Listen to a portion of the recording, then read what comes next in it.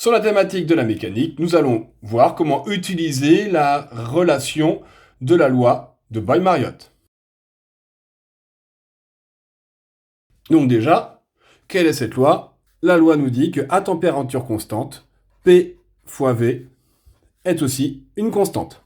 P représente une pression et V un volume. Il faut évidemment que la pression et le volume soient dans les mêmes unités pour que cela fasse une constante. Nous allons voir en fait le principe. Si ici j'ai un gaz avec un volume 1 et un gaz avec un volume 2, c'est exactement le même gaz dans un système fermé.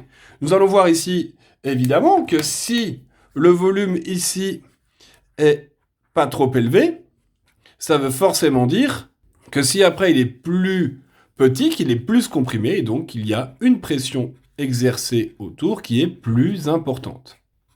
Par contre, à chaque fois, P1 fois V1 va être égal à P2 fois V2.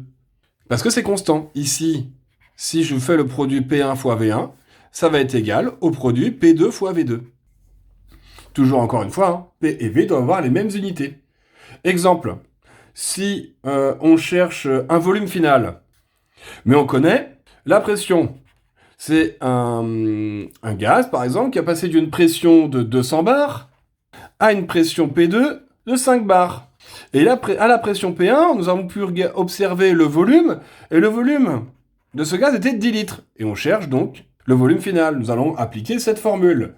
Encore une fois, en mettant de la couleur, nous avons ici P1 qui va être ici. Donc P1, c'est 200 fois V1, et V1, c'est 10 litres.